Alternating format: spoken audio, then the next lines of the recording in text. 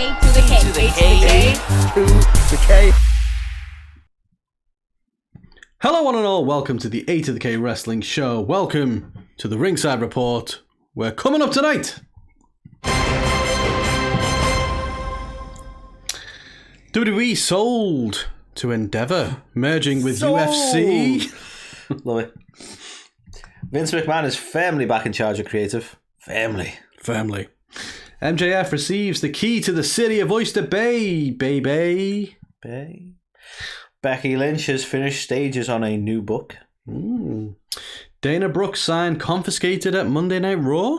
Interesting.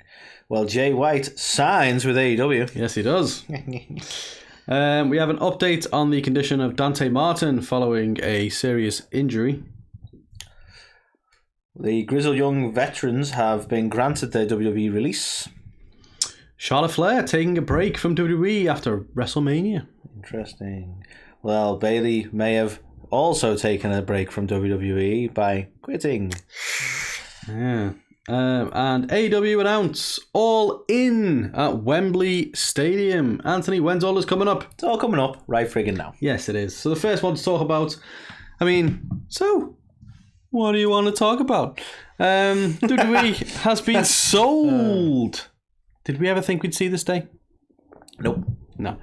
But we have. We've seen it. And they've been sold to Endeavour, who are the parent company of the UFC.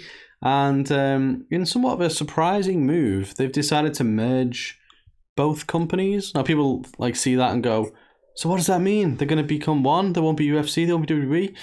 But essentially, they're going to create a new company that is the umbrella for both UFC and WWE for sports and entertainment. Interesting. Yeah.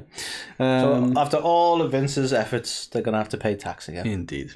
He tried his best, damn it. But so it's an interesting shake-up. So Vince McMahon is still going to remain. He's going to be in the chairman position. Sell the company, but you can't get rid of him. Indeed. But apparently Ari, who's the guy who is the main owner of Endeavour, was adamant he wanted to keep Vince on. So Vince is going to stay as the chairman, and he's actually technically now Dana White's boss. So there is isn't that weird? because the presidents of the new company will be Dana White, who's president of UFC, and Nick Khan will be president of the WWE. But Ari's basically come out and said, you know what, he's going to be hands off when it comes to creative side of things for WWE. That's going to be up to Vince McMahon. So we'll come on to that in a sec. Okay. But the sale basically values WWE at around $9.3 billion. You know what made me laugh? Mustache twirl. That's why Vince grew it. You know what made me laugh with this, right? That's a hell of a figure to sell it for. And I have no doubt Vince has a business sense and, he's made himself an absolute billionaire, right? However, I've seen people putting up he bought the company for $1 million or whatever, and he sold it for $9. And as that's down to his business acumen. It's remember who he bought it off? Well, yeah. Bought it off his dad for a small sum. It was probably worth more than $1 million when he bought it. Well, it was. To be fair, he's definitely done. Plus, he's owned it for that long that, comparatively, $1 million back then is different to $1 million now. Oh, yeah. There's a lot to consider. But in terms of the value of wrestling, not solely down to Vince, but, wrestling where it was back then in the 80s versus where it is now, it's, significantly more profitable. I know the world's a strange place, isn't it? Because, wrestling has never reached the fever pitch that it did in the Attitude Era. No. But is worth more. Yeah, I think they've really leveraged... the thing with the Attitude Era as well is it was risque content. So at the time, brands were a bit... Pronounced risky. Oh, risky. So brands at the time were, kind of hesitant maybe to... Or at least the pool of brands available was shortened. But, now you've got people more than Chef Boyardee. And I suppose Slim this is Jim. the thing is whilst from a fan perspective you go, okay, it's nowhere near as popular as it used to be. At the same time, it's the appearing on Scooby-Doo and stuff like that. And that's where you've made it. No, do you know what I mean? There's all sorts of mad shit that's happened over the years, and you go, okay, yeah, there's a lot more branding going on there, and WWE as a brand has certainly become a massive thing. And to be fair, everyone knows of it, even though it's not as popular. The wrestling content isn't as popular. You've had obviously stars transitioning into Hollywood, literally. So you've had we The had Rock. one do that. Well, The Rock, John Cena, you've had Sasha Banks on The Mandalorian. Even though she's not there anymore, people know it as like, oh, she's the wrestler. Where's she WWE? Is that where she wrestled? No one knows stardom. So, just from a pop culture standpoint. I can't believe you missed out Joe Anoa'i. Oh, yeah, he did a cameo in The Wrong Missy. Fast and the Furious 27. I picked the one that he just barely was in. Okay. Forget it, Carl. But yeah, so... He was in that David Spade film. Yeah, that one. It's actually not a bad film, considering it's a David Spade film. Anyway. I don't mind David Spade. I do. To be fair. Well, I do. Shit. You can go and eat Joe Dirt. That's what I'm saying. But that was him, right? I don't know. It was him. I'm a little scared. It wasn't Dana Carvey. It was him. I get them too confused all the time. It depends. Did he do bad impressions? Yes, it was him. Dana Carvey. But yeah, no. So that was mean. I'm sorry. He was. You're a terrible person. But Dana Carvey's a legend. I loved Wayne's World. That's all I'm going to say. So, who would have ever thought we'd see the day where Vince McMahon is not the majority, stakeholder in WWE anymore? So the way it's been split, I think 51% of the company is now with Endeavour, 49% is with the shareholders of WWE. So Vince McMahon still holds a significant stake, of course, but he's not the controlling power. But knowing, obviously Ari's come out and said he's gonna, similar to what he did with Dana when they bought UFC, he was like, Dana's the guy who's been running this shit. We're gonna let him do it. He's gonna be the matchmaker. He's gonna be the president. He's gonna do this whole thing. He's intending to do the same with Vince McMahon, but has he been aware that supposedly Vince McMahon has not been running things for the last couple of months? So yeah, I suppose that is a perfect little transition into... That is a lovely transition. Your next one. Obviously there's been a lot of talk about Vince McMahon's position within the company, and that he has been around, he has been slightly involved, but Trips is still very much the guy in charge of creative. However, in an interview with CNBC, Vince alluded to the fact that he said he will no longer be in the weeds as it pertains to WWE creative, but he'd be getting involved, or he'd only get involved on higher level decisions. That being said, the Raw after WrestleMania has been largely disliked, and a lot of people are suggesting his fingerprints are all over this, to the point that even PW Insider have reported that he was heavily involved and was responsible for making some very last minute changes. And to be honest, I'm not saying it was Vince, because we wouldn't know that for sure, but you can see how unprepared maybe Raw was, because Seth come out and then didn't do anything because they then changed that. Bayley's promo didn't really happen. There was loads of stuff that just changed on the fly, and you could tell. You could tell it wasn't organised the way it has been under Triple H, in all fairness. Now, obviously, you've been quite a polarising character for people when it comes to the Triple H era, because it's almost oversold as everything good about the company was always Triple H kind of stuff. And yeah, I agree. Vince didn't necessarily do all the bad, but there's certainly, for me, I think this Raw reeked of too many cooks. It doesn't matter to me who's in charge, but the inconsistency of who's in charge is what's causing some of the chaos here. I mean, you can see on Twitter now, fire Vince McMahon is super trending worldwide. And ultimately, you can say what you want about Vince. I say this all the time. All the stories you love right now, Vince had a hand in starting them off. So Triple H didn't come up with the bloodline. That was all well underway under Vince. Yep. Sami Zayn's push, that was already well underway under Vince. I mean, fair dues, he was going up against Jackass at the time, and now he's obviously gone up against Roman, but still, this was all happening.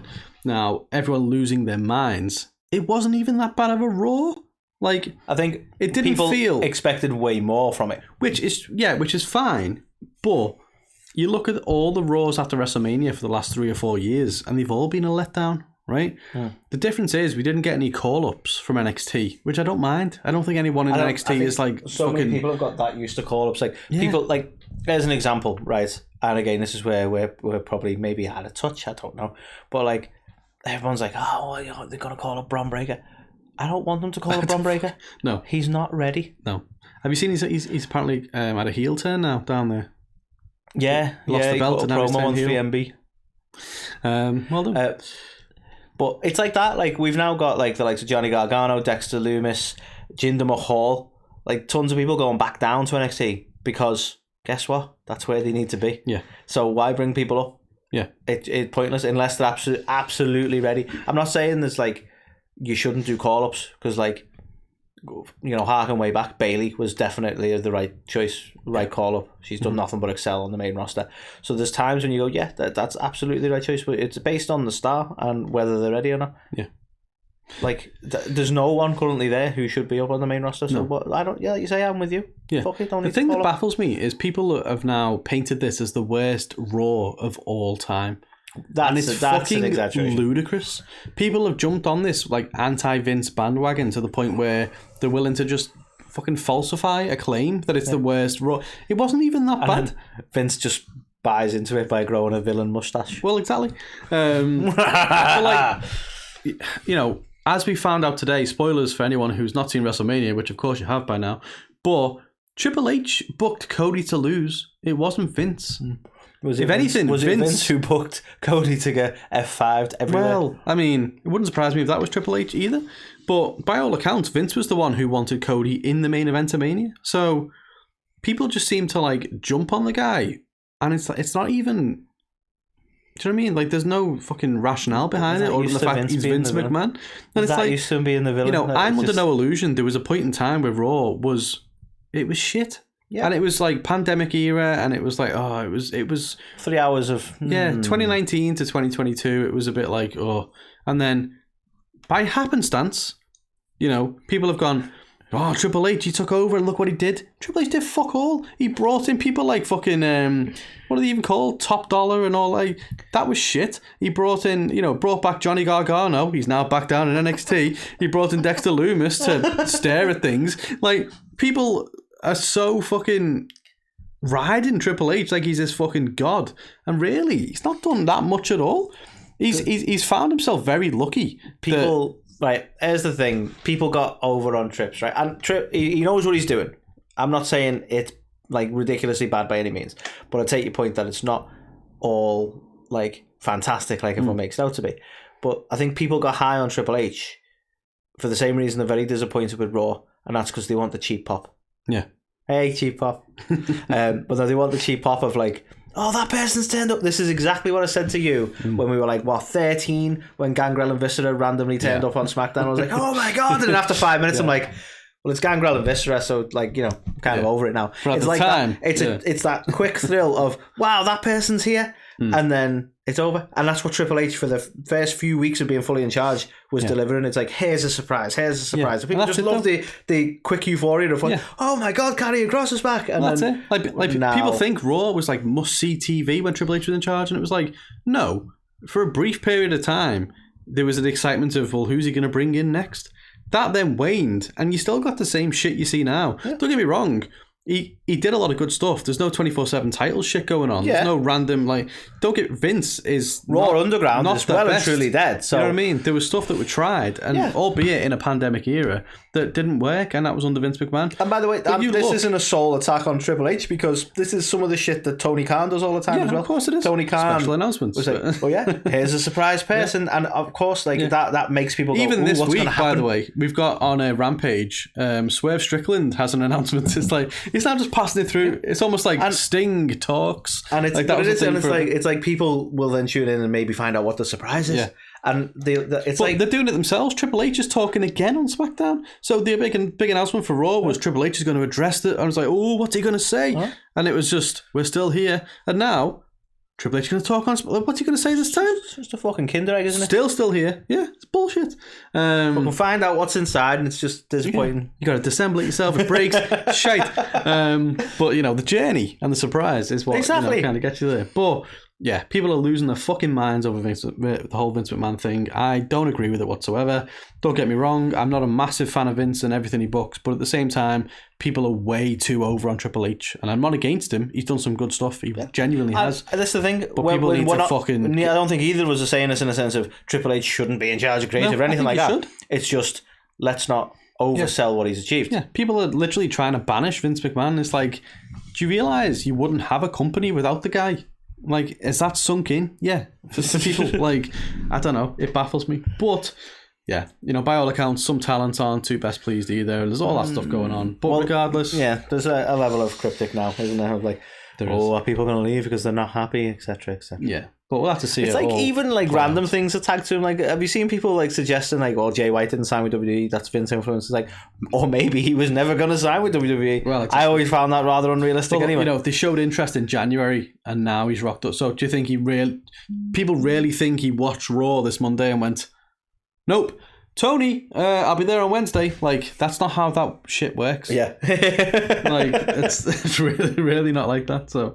Yeah, I don't know. People need to just wait and see. We'll come on to the whole Mania result and all that, which is Triple H, by the way. We'll come on to the post-Raw as well, potentially at some point when one of the segments this week. But yeah, people need to just chill the fucking beans and just see what happens. Chill your beans. That's a new shirt coming out soon. Just chill your fucking beans. So, short and sweet one this. I just want to celebrate our friend MJF. I'm sure he's on one of these pictures somewhere. Where is he? Is he on your side? You're blocking him? There he is. Over there. Look for the Burberry. So the guy has been given the key to the city for Oyster Bay, Long Island. And to be fair to the guy, it's due to all his charitable endeavours for his community. So that doesn't sound very MJF. It doesn't sound very MJF, but obviously the guy who's in character all the time, it's nice to see him recognised, and I'm glad they didn't... Annoyingly though, now he's like being a better person as well. Yeah. In terms of his charitable work. So now I feel like when he's saying I'm better than you and you know it, I feel like actually you've got a point. You kind of are now. Yeah. But do you know what? I like the way they handled it. I mean, they did obviously go into it on Dynamite and do a whole different thing, but I like the way the video clip was. He wasn't doing anything too crazy. He was thankful, he was happy, he was honourable. Then obviously on the show itself, he decided to sing Pennies from Heaven, and fair play. Great rendition. But, short and sweet. But, MJF has been given the key to the city for Long Island. He's not that Oyster short. Bay, Long Island. I think you've been a bit mean there. He's not that short. I mean, I'm pretty short. And, he's pretty much the same height as you. So... It's a fair point. Just saying. Even though people may think I'm the tall one in this show... I never looked at it like that. I have little legs. That could give me a rough idea how I'd look on TV and wrestling. Exactly. Like that height. Yeah. There you go. So... Fun times. But yeah, well done, MJF. We love you, brother. We love you. Brother. Letting out Hulk Hogan there. What you gonna do? Can't wait for him to turn up in UFC now. Vince is in charge of stuff. Well. So, Carl, this is another short and sweet one, I suppose. It's just a quick update on... Well, an update, I'd say. I didn't even know about this. But turns out Becky Lynch has been working on a book. About her life. And it's going to be called The Man, which makes sense. So you go, well, okay, so this is new. So she's working on a book that's going to be out. No, it's at the editing stage at this point. She's actually wrote the fucking thing. Oh. So it's going to be out quite soon. We haven't got an exact date on it, but if you're interested in reading about her life, which obviously is a considerably interesting one of the, well, is it fair to say the biggest woman in wrestling historically? Like when you consider... She's in the conversation. She's in the mix. When you consider like some of the things she's achieved in being like one of the highest merch earners that ever was in the women's division and so on like that, like she's got plenty of plaudits for you to make the argument she is probably the biggest thing in women's wrestling. Yeah. So I try and be utter best not to do a disservice to all the other absolute legends. I'm just looking how difficult this is to navigate. At that picture of Trish just longingly going, I can't believe you're saying these things. But no, like obviously the likes of Trish, Mickey, Lita, all them, they all sort of paved the way, so this is no disrespect to them at all, but when you consider like the status of Becky Lynch in terms of the company and the way it is now, like you say, she's definitely in the conversation. And for someone to come from Ireland all the way to the bright lights of WWE. I mean, to be fair, anyone who knows her story, she gave up on wretchling for a bit and decided to be an airline hostess. You know what I mean? And then, now here she is. Like, she could have let that dream slip by and she didn't. So, I think it'll be a fun read, certainly. Indeed. So, those interested, keep an eye out for the book. It'll be out soon. Indeed. Yeah. Speaking of things to keep an eye out for, I don't really know if this is accurate, but reportedly a fan who attended Raw this week had a Dana Brooke sign. Right. The first guy ever, probably, but still. He had a sign for Dana Brooke, and weirdly enough, apparently it was confiscated. Now, the sign did read, "Give Dana Brooke a chance." So it could have been that they were like, we don't want any negativity, another kind of give women a chance, give divas a chance, all that kind of stuff all over again. But we don't want you expressing your feelings. Well, exactly. But yeah, so they confiscated the sign, but Dana Brooke got wind of it and basically was very appreciative to the fan for doing that in the first place, and said that she's going to look into it and it will get, hopefully resolved, kind of thing. So it's a strange one. Back. You can think, yeah, give him his sign back. But you can say what you want about Dana. I think she's another example of somebody who tries her best to improve in what she's doing. Yeah. So there's no reason why she shouldn't be given a chance. Maybe not on Raw, to be fair. I want to test the waters. If we can get someone to turn up to a show with don't give Dana a chance. See if that gets confiscated. Then we'll know where WWE are at. You know what I'm saying? But you know what? I definitely see her back down in NXT. I would even like to see her on main events. We're getting the kind of Mandy Rose treatments of that worked wonders for her. Work on your craft in NXT. So, build yourself up. Mandy Rose was ready to come back to the main roster, to be honest, and then all the money. All the money happened, and then now she's only about her fans, if you know what I mean. Yeah, indeed. So yeah, it's an interesting one. I don't know why they would confiscate the sign in the first place. It doesn't bode well, I suppose, for Dana's chances. Maybe it's just the quality of it. Stuff. Shit that to me. Give it We can't possibly show that on TV. Why is it not a giant face? Why did you use that font? What's going on? I don't know why I'd pop out the giant face things, but you see name cropping up a lot lately. Like, here's a giant face. Yeah. Like, why? Who is it? Who's random the person? people as well? It's like, okay. So yeah. So I think we should give Dana Brooke a chance, but maybe just don't show us. WWE don't think that. So this changed. Okay. We've kind of briefly mentioned this, I feel, in various rantings. However, Jay White's all elite now. He is. Yeah. Yeah. So a lot of speculation quite recently. I think this was when we were ranting before about, because I mentioned people were kind of blaming Vince as to why Jay White didn't sign with WWE. Yeah. Bullshit. Jay White has never struck me as a WWE guy. No. I was never expecting him to sign with WWE. I wasn't sure if he was going to do AEW. There's plenty of options out there, really. But, he's rocked up on AEW. And now, very quickly after, Tony Khan's put up the expected tweet. Jay White is all elite. I didn't mean to rhyme. That worked out really well. You're a poet and you didn't know it. Now, it's interesting because it was reported around January time. WWE did show quite a bit of interest in Jay White. But I think I agree with you. I don't think we ever really envisaged him ending up there because it just didn't seem his fit or his place. Do you know what I mean? They've not really got the room for him to be there. And if he was there, I think he'd be someone who would quite quickly fall down the card and into obscurity. Yeah. And that's no slight on him. The trouble with WWE is, right, they have to be careful signing people like Jay White, who's as over as he is in the New Japan sense. Yeah. Because fans will want Cody Rhodes type treatments, and WWE can't really do that right now. And the thing to remember is, and Cody Rhodes getting F5 by Brock, by the way. Yeah. Cody Rhodes was already the polished article for WWE. People don't seem to understand that. They were just like, well, he's signing from AEW and he's been on the indies, then he's had a main of that couldn't work for everyone. It's only worked for Cody because he's literally been WWE for life. That's kind of what makes me chuckle when people go on about Cody's opened the door, there's going to be so many people going from AEW over to WWE. It's like, yeah, hopefully they're not stupid enough to think that they'll get the same treatment. Yeah.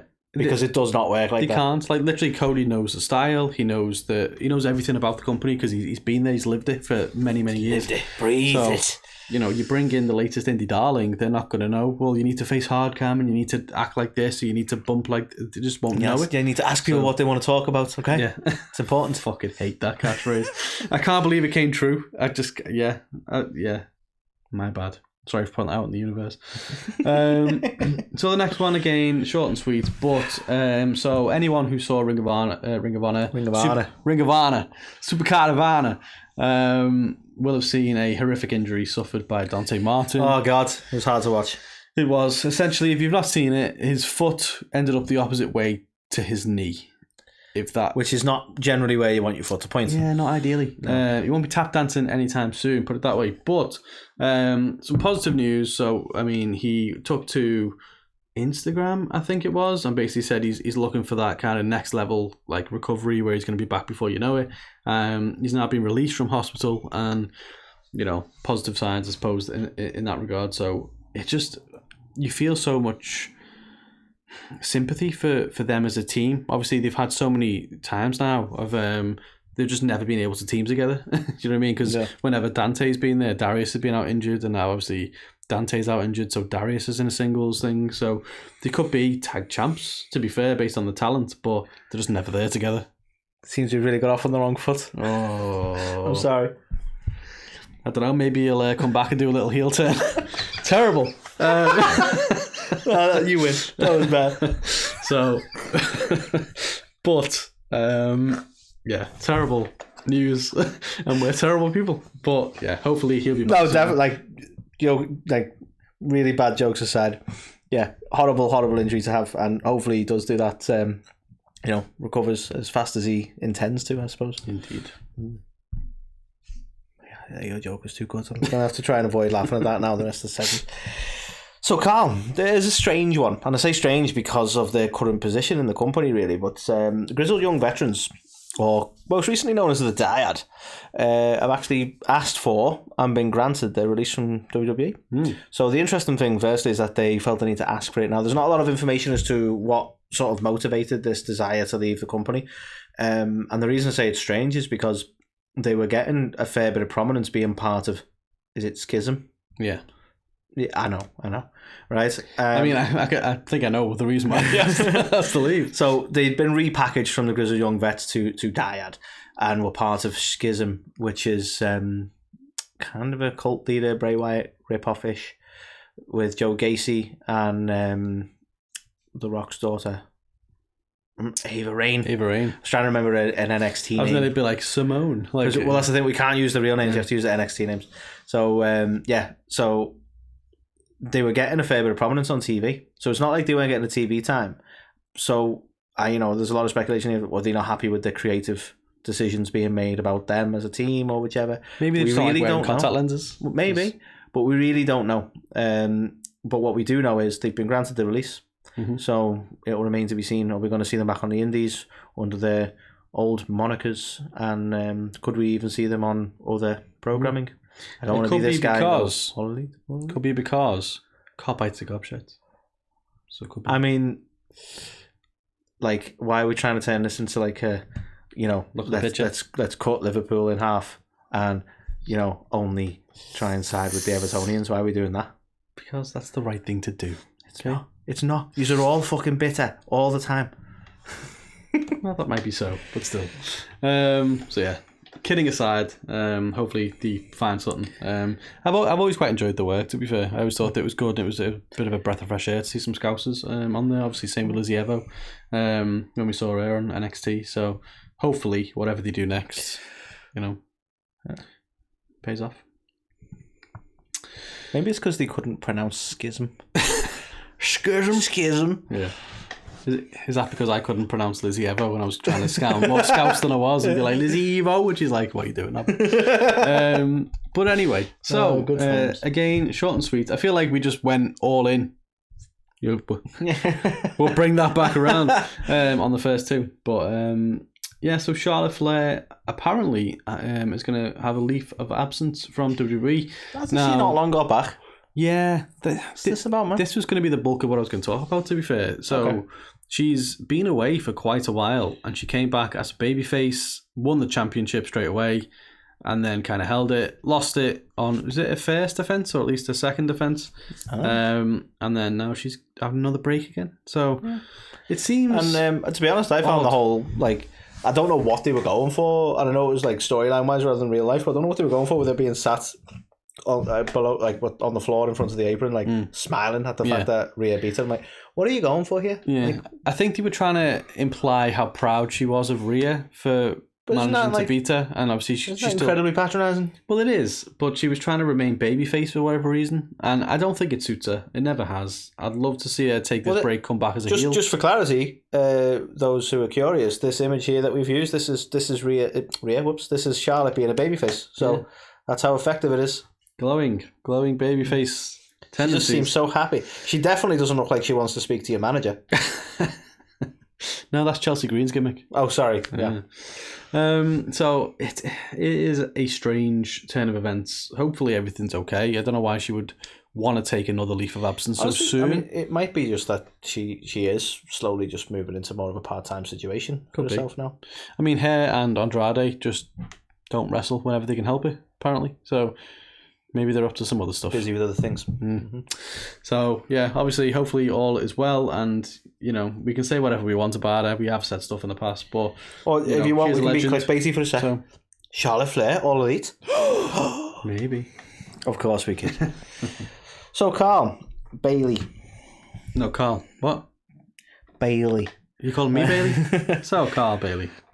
So, there's been some speculation here, and I don't want to be clickbaity and say, you know, Bayley's quitting, or is Bayley quitting, or something along that line. No, he just sound effects this week. She's left out a kind of cryptic tweet on Twitter of all places. Where did I? Oh, there it is. She put out a rather cryptic tweet on Twitter, right? Tweet on Twitter, yeah. Right, which reads, "And sometimes the most romantic love story comes to an end. Bye." So a lot of people are going, "Oh, she's leaving the company." Right now, personally, I don't think that's the case. This could be any number of things. This could be she was in a mood, and I don't mean it in that way. But the reason I say it is because, by all accounts, this was done roughly around the same time that some of her segments were cut, because obviously there was a lot of changes made on Raw. So a lot of people saying, is it like she's pissed off because, you know, the creative decision to not include what she's got going on? And you go, yeah, I would probably do the same, right? I'd put out a bitchy tweet, right? But then other people saying it could just be in reference to Damage Control and their loss, and could this be the end of Damage Control, and that was a romantic love story that's come to an end. And then obviously the larger amount of the internet is saying she's leaving WWE, and this is her telling us all, but she can't tell us directly. It's in a secret message. I've decrypted it, etc., etc. Because bye, I've got it. Like master deciphers out there. I'm probably leaning more towards the second one, as you've said. I think it might be the end for Damage Control. Yeah. More than anything, but the fact that she then didn't end up showing up on Raw, and obviously it coincides with when she tweeted it in the first place, but you know, you can see why people are speculating that all of a sudden. But I mean, let's say that is the case. I think WWE would be foolish not to do everything they could to keep her. Yeah. She's an absolute legend. She hasn't got the credit she deserves for the whole pandemic era. Like, she really hasn't. For the women's division in the pandemic, it was all about Bayley. And then when the fans came back, she got injured and she couldn't actually, compete in front of them. She's honestly and I've said this before, but she's the most unsung member of the Four Horsewomen. Yeah. Because every one of them got their own star moment, and then people kind of just overlook Bayley's actual career and go, actually, you know what, she was fucking on top of the world at one point. It's a shame, really. She definitely doesn't get the credit she deserves. I don't know whether it's they don't think she's got the look or whatever it is, but it's all bullshit. She does. I was somebody who, when she turned heel, I was like, she's not a good heel. She can't do this. I still didn't like the whole ding dong hello stuff. People loved it. It wasn't for me. But for me, it wasn't even that, because whether you love it or hate it, she sort of got the knack of being an obnoxious heel, whether you loved or hated the ding dong hello stuff. But for me, it was when she first turned heel, and I'm like, she's not even good at being a bad, she was still kind of smiling, happy about it. I'm like, she's not even a good heel, but she really settled into it and is an incredible heel. She shows she can turn her hand to any side of that. True that. So, Team Bayley. Don't think she's going anywhere. Think we'll see her back. No, it may be more out of hope than fact, but I truly think that she's sticking with WWE, and we'll see her soon.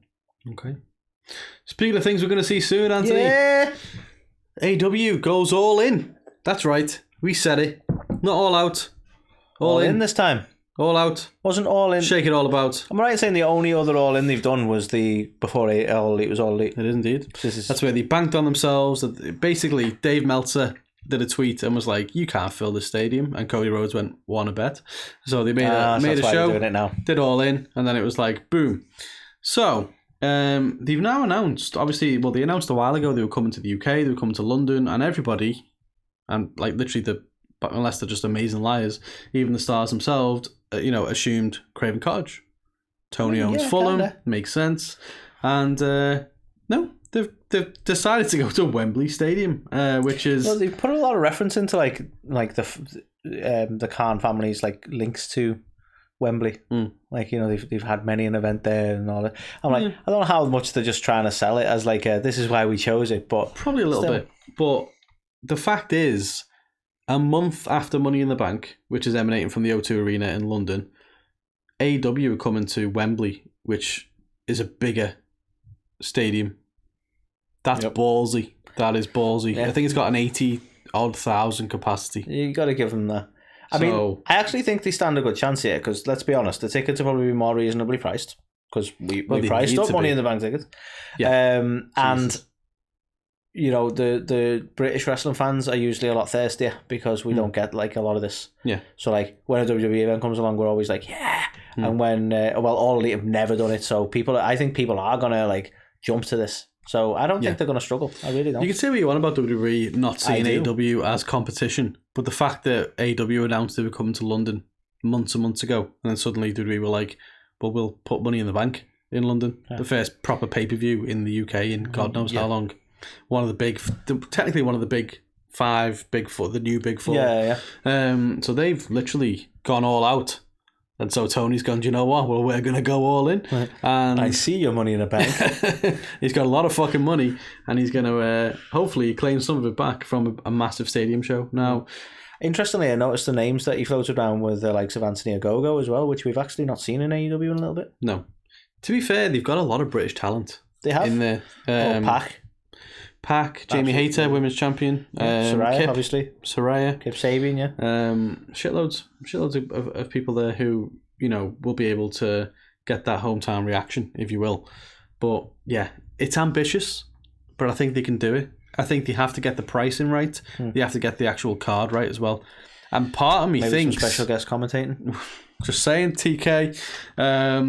But do they need CM Punk to fill it? I mean, it wouldn't be a bad idea. Just saying. Can they fill it without CM Punk? Wouldn't be a bad... I think they could, but it wouldn't be a bad idea. The more attention it gets, the better. CM Punk is a more household name than anyone they've got, if we're being honest. Well, interestingly as well, somebody put on Twitter, does this mean we're not getting All Out? And Anthony Bowens of The Acclaimed then said, no, this is the week before. You're going to get All Out the week after.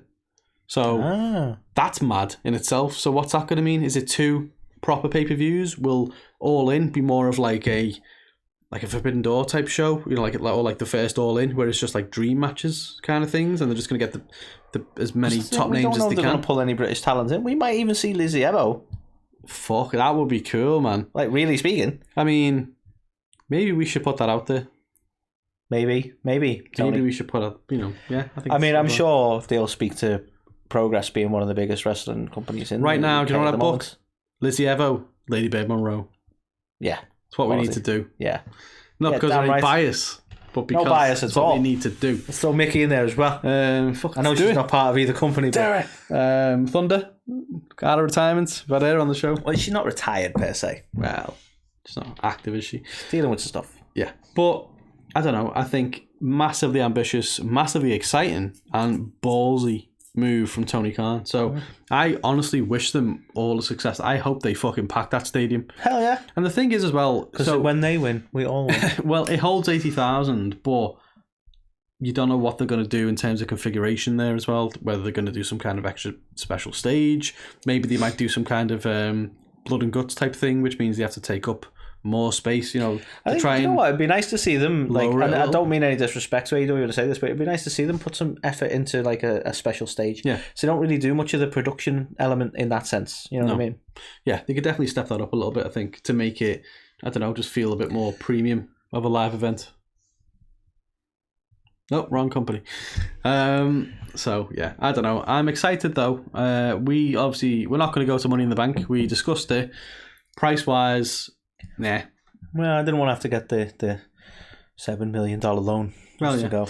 So, but this one, I don't know. We always said, well, when AEW comes into town, we'll definitely go to that. We have long said that. And then we were I don't want to make ourselves it's going to be in Craven Cottage. Nah. And then for some reason, now it's in Wembley. It's like, Wembley's not far at all. Yeah, it's like, hang on. It's not much different. But I don't know. We're open to it, but we'll see. Yeah. And if it's got us being open to it, then I'm sure many others will be, and I'm sure they'll sell out, and hopefully they do. So yeah, a nice, cool 40 minutes worth of and that's all she wrote, Carl. Right there. That's all she wrote. We were speaking so much. There was so much news. We haven't even got to sample our latest beer from Top Rope yet, which is Coast to Coast. But we're going to sample it. So tune into our other segments as we sample that, and you can get it yourself at toproperoom.com. Use A to the K10 for 10% off. Tell people about the merch. We have some merch, right? We sell merch here and there, So if you want to wear A to the K emblazoned on your body, then Pro Wrestling Tees is the place to go. It is. Not only does it feature our logo on a t-shirt, if you'd like that, it features some of our wonderful designs by Alt Wrestling Tees. That's the one. We have Carl's particular favourite being Predict This. Indeed. Which is a wonderful t-shirt, especially if you join us in our prediction series. So check them all out. Buy them all. Fuck it. Why not? Yeah, why the hell not? And you too can look like us with our A to the... Oh. Got it wrong. To the DC? I thought it was A to the K, but it's actually ACDC. My bad. Have you got A to the K? No, I've also got ACDC. What are the odds? Didn't even plan this. So yeah, another fun-filled week. Make sure you stay tuned to our other segments this week. We're going to discuss our reactions to WrestleMania. We are going to... We're going to discuss our reactions, I like. Yeah. We're not going to react to WrestleMania. We're going to discuss when we discuss the reactions that we had at the time. We're also going to ask what's next for Cody Rhodes. And more F5s. Yeah, basically. And we are also going to record segments for the next week when we're not here. That's true. We don't want to leave you hanging. Gone fishing. So, there you go. Until next time, we will say bye.